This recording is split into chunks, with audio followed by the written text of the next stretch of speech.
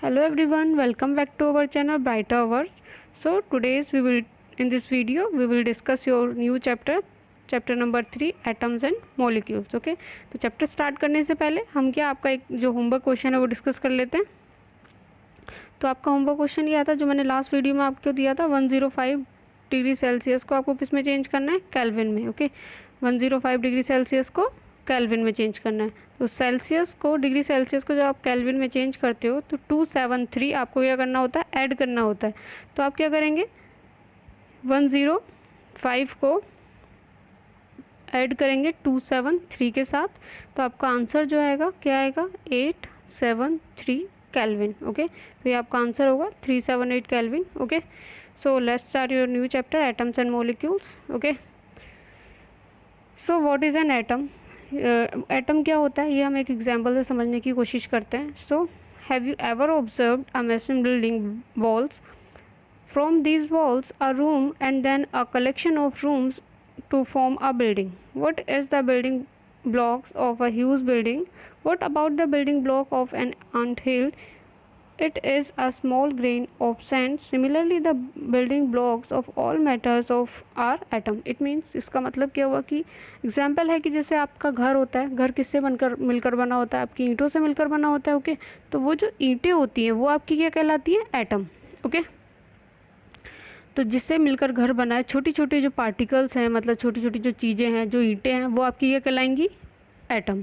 और जो वो पूरा घर है वो क्या कहलाएगा, आपका मॉलिक्यूल। यानी कि कोई भी जो बॉडी है वो किससे मिलकर बनी होती है, जितनी भी ऑब्जेक्ट्स हैं, बॉडी है, यूनिवर्स में जो भी चीज़ें एग्जिस्ट करती हैं वो सब किससे मिलकर बनी होती हैं, आपकी छोटे छोटे एटम से मिलकर बनी होती हैं। ओके, तो स्टार्ट नेक्स्ट डिस्कस करते हैं इसका। Atoms are the basic unit of matters and are defining structure of elements. The term atom comes from the Greek word for indivisible because it comes through that atoms were the smallest things in the universe and could not be divided.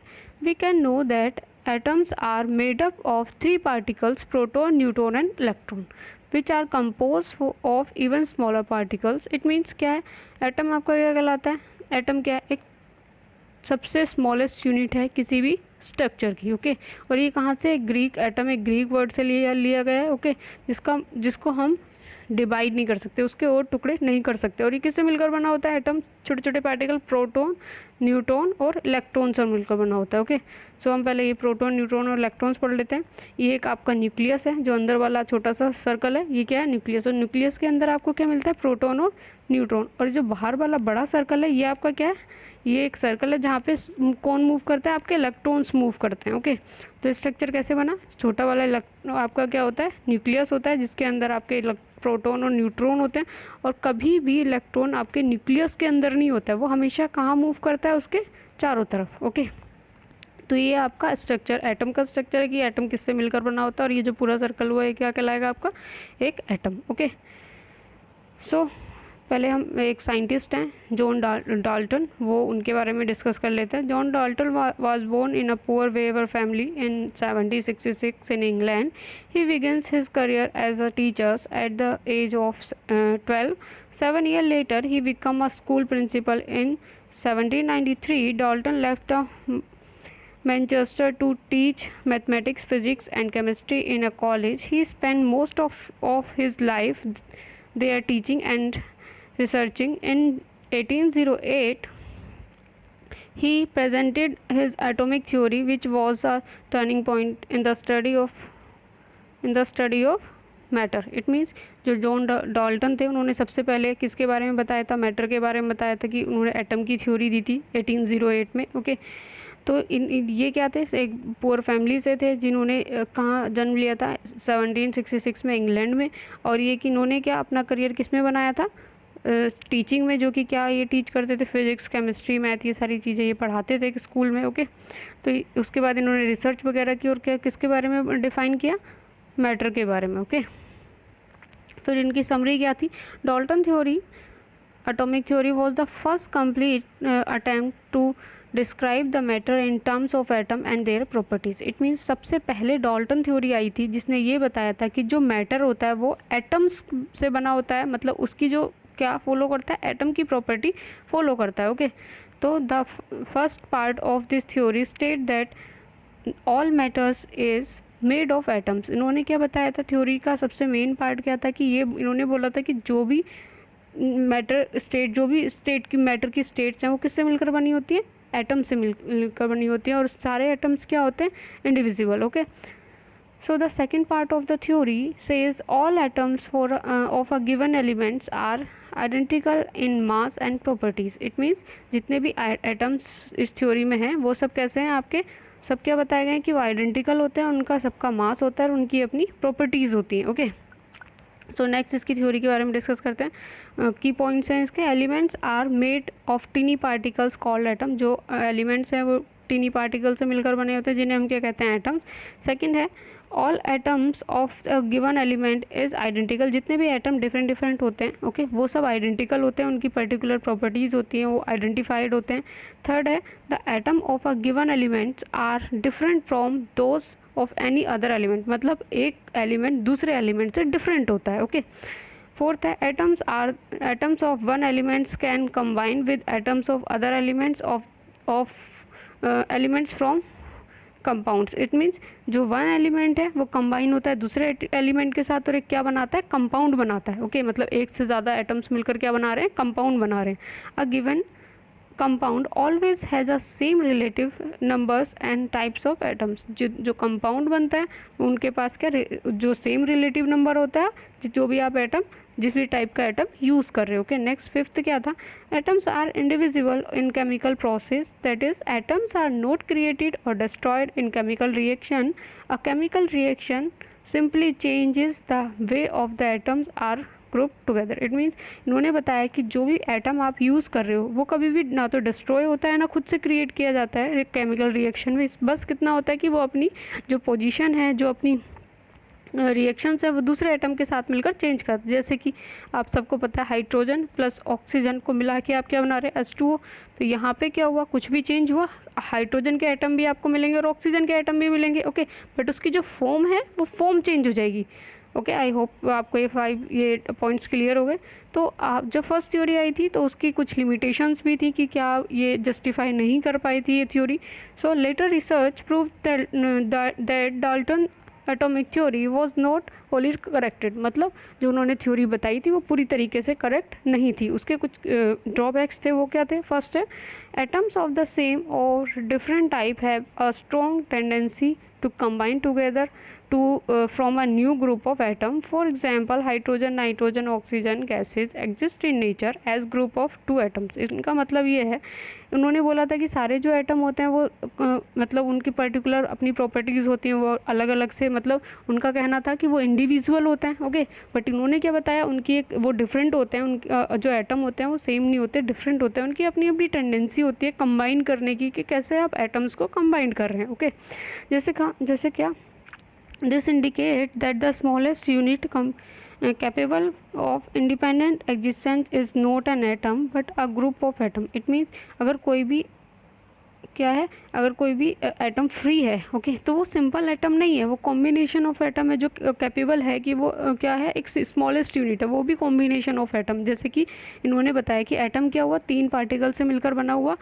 क्या क्या है ये, first है neutron, proton और electron, ये भी combination हुआ। Okay, but इन्होंने क्या कहा था, ये सबसे स्मॉलेस्ट यूनिट से डिवाइड नहीं किया जा सकता। ओके, तो नेक्स्ट हम करते हैं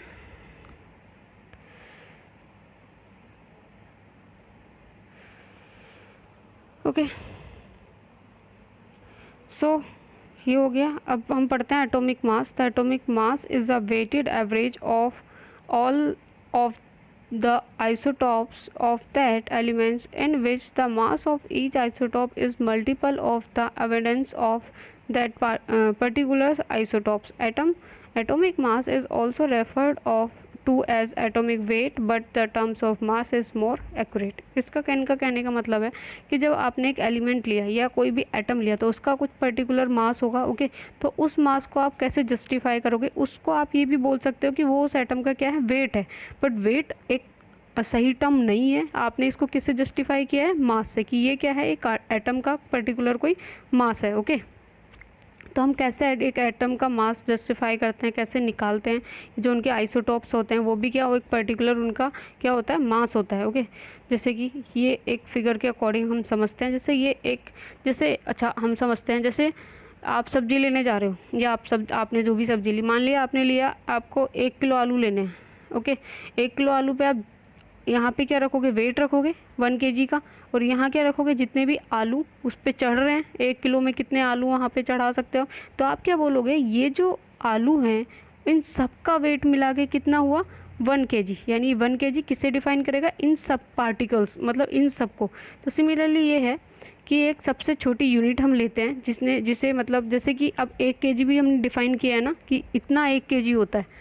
आपको कैसे पता, क्योंकि ये एक डिफाइंड यूनिट है। सिमिलरली क्या है कि इसके लिए भी एक डिफाइंड यूनिट है जो कि है कार्बन 12। ओके, इसका जो कार्बन 12 है, इसका 1/12 पार्ट हमने लिया है। वो क्या करता है, ये बताता है कि जितने नंबर ऑफ पार्टिकल हैं कार्बन 12 के, वो किसके इक्वल हैं, एक एटम के। मान लिया आपने, ये एक एटम है आपका, इस पर आप 32 आप वो चढ़ा पा रहे हो, कार्बन नंबर, है ना। तो ये जो एटम है एक, इसकी वैल्यू कितनी हो गई, 32 कार्बन नंबर के इक्वल। ओके, कार्बन 12 क्या है, एक बेसिक यूनिट हो गई जिससे आप उसे मेज़र कर रहे हो। आई होप आपको समझ आएगा। नेक्स्ट फिगर समझने की कोशिश करते हैं। Third is relative molecular mass. क्या होता है, the average mass of one molecule of a compound relatively is 1/12 the mass of the atom of carbon isotope. Okay, यानी जितना भी आपने लिया है उसका 1/12, और किसका, कार्बन का जो आइसोटॉप आप लेते हो क्या है, C12। ओके, जैसे आपने एक एग्जाम्पल के थ्रू लिया CH4, तो इसका हम मास निकालेंगे, C का कितना होता है 12, भी अभी हम पढ़ेंगे 1/1 किसका कितना होता है।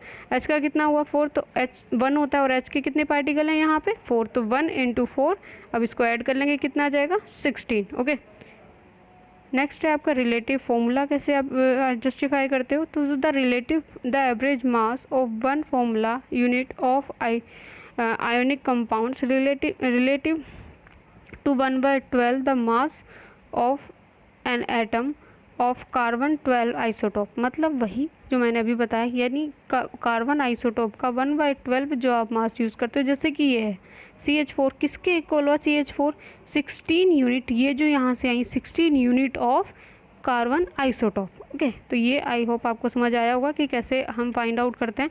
इसके एक छोटी यूनिट भी हो जाती है, जैसे अब आप हर बार ये तो नहीं लिखोगे 1/12 इंटू कार्बन का हम आइसोटॉप ले रहे हैं, है ना। तो इसके लिए हम इसको इस जो ये यूनिट है पूरी 1/12 इंटू कार्बन आइसोटॉप, इसकी जगह हम क्या यूज़ करते हैं, AMU। इसको हमने एक शॉर्ट फॉर्म दे दी है AMU। ओके, नेक्स्ट है रिलेटिव एटॉमिक मास स्केल। वही जो कार्बन 12 के अकॉर्डिंग आप जितनी भी यूनिट ले रहे हो वो क्या है, what is the relative atomic mass scale 12 carbon scale. Mass of atomic atoms are expressed relative to the mass of a carbon 12 atom. Okay, मतलब कि कार्बन 12 एटम के रिलेटिवली एक्सप्रेस होता है। Why is there a need of a for a scale, हमें क्यों ज़रूरत पड़ी एक स्केल के लिए। अगर हम किसी भी चीज़ को मेज़र करेंगे तो हमें कोई ना कोई यूनिट तो चाहिए, तभी तो हम मेज़र कर पाएंगे। तो ये atom are too small to be weight directly, हम डायरेक्टली उसका वेट नहीं बता सकते। ओके, तो क्या है, inconvenient to express masses of atom and gram in terms of kilogram. जैसे कि जो उनकी, जैसे कि हम कोई भी एटम का मास निकालने के लिए क्या 1 किलोग्राम, जैसे आपने वही कि आप किसी भी चीज़ को मेज़र करने के लिए कोई तो चीज़ यूज़ करोगे ना। तो इसीलिए ऐसे ही आपने एटम को मेज़र करने के लिए एक पर्टिकुलर स्टैंडर्ड यूनिट ले ली कि जितना भी एटम होगा उसे इसी से मेज़र किया जाएगा। ओके, जैसे so what does it imply, क्या आपने इम्प्लाई किया, तो 1 atom of 12 carbon is equal to 12 होता है। ओके, तो 1/12 कितना हुआ, एक एटम के इक्वल हो गया। ओके, उसका मास कितना हो गया, एक एटम के इक्वल हो गया। और हमने बताया था अभी इसको आप बार बार ये तो नहीं लिखोगे, तो किस में टर्म्स में डिवाइड करते हैं, AMU या फिर U भी लिख सकते हैं। ओके, तो ये आप अगर लिखोगे कि 1 एटम का कितना हुआ, तो 1 AMU या फिर U, ऐसे भी डिफाइन कर सकते हैं एक एटम का मास। नेक्स्ट है एटॉमिक नंबर। क्या होते हैं, आपने अभी एटॉमिक मास पढ़ा, आप क्या एटॉमिक नंबर, एक एटॉमिक नंबर मतलब एक पार्टिकल कितने नंबर कंसिस्ट कर रहा है। Atomic number are the an element is equal to the number of proton present in the nucleus in its atom. हमने पढ़ा था ये आपका क्या होता है, न्यूक्लियाई होता है। ये क्या यहाँ पे क्या इलेक्ट्रॉन मूव करते हैं, और ये न्यूक्लियस में क्या होता है आपके न्यूट्रॉन और प्रोटॉन होते हैं, राइट। तो जितना भी नंबर ऑफ कितने हैं प्रोटॉन, वो उसके क्या कहलाएंगे एटॉमिक नंबर, मतलब एटॉमिक नंबर क्या हुआ equal to number of proton. जैसे कि हाइड्रोजन का एटॉमिक नंबर क्या हुआ आपका 1, यानी कि जो आपका एटम है हाइड्रोजन उसके अंदर एक ही प्रोटॉन है। ओके, तो आई होप आपको समझ आया होगा। नेक्स्ट इज जैसे ऑक्सीजन का हम एक एग्जांपल ले लेते हैं। ऑक्सीजन को आप ऐसे डिफाइन करते हैं 8 और यहाँ लिखते हैं आप 16। ओके, 15.99 को आप क्या एज्यूम कर लेते हैं 16। ओके, तो इसका एटॉमिक नंबर क्या हुआ 8, जिसे आप जेड से डिफाइन करते हैं। ये क्या हुआ केमिकल सिंबल, ऑक्सीजन को आप ऐसे ओ से डिफाइन करते हैं, ये उसका एलिमेंट नेम हुआ क्या ऑक्सीजन, और एटॉमिक मास कितना हुआ 15.999 मतलब 16। ओके, अप्रॉक्स 16 हुआ, तो इसे आप 16 एज्यूम करते हैं। ओके, सो ये है पीरियोडिक टेबल जो आप नंबर के हिसाब से बना सकते हैं। जैसे हाइड्रोजन का एक हुआ, हीलियम के 2 हुए, लिथियम, बेरिलियम, ये कार्बन, नाइट्रोजन, ऑक्सीजन। ठीक है, तो ये आपको मैंने नेक्स्ट भी डिफाइन किया हुआ है।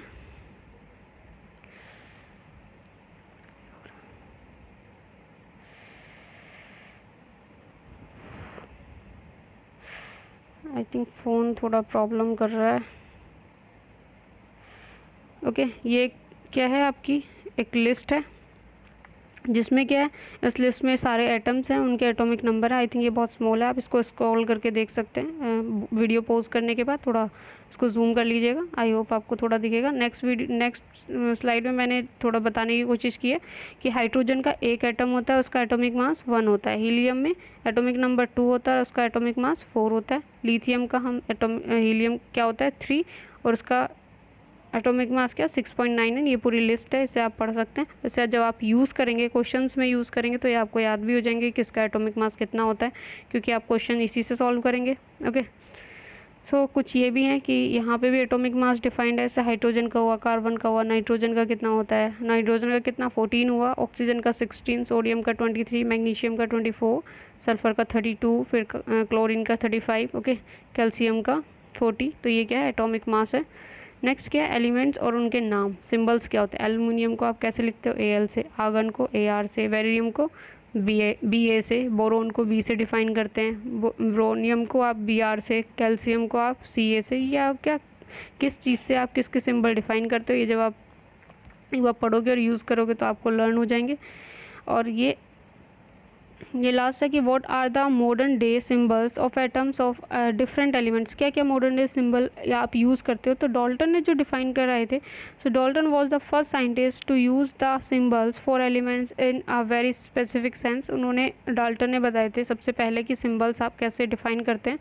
when he used a symbol for an element, he also meant a defined quantity of that element, that is one atoms of that element। मतलब आपने क्या किया, एक एटम का एक ही सिंबल है। ओके, सबके सारे एटम्स के इन्होंने सारे अलग अलग सिंबल डिफाइन किए कि आपने हाइड्रोजन के लिए आपने ये सिंबल डिफाइन कर दिया, ओके, कार्बन के लिए आपने ये सिंबल डिफाइन किया, ऑक्सीजन के लिए ये सिंबल डिफाइन किया। ये डिफरेंट डिफरेंट सिंबल हैं, और सबसे पहले सिंबल किसने डिफाइन किए थे, आपके डाल्टन ने। ओके, तो स्टूडेंट आई होप ये आपको समझ आया होगा। This is the end of this video.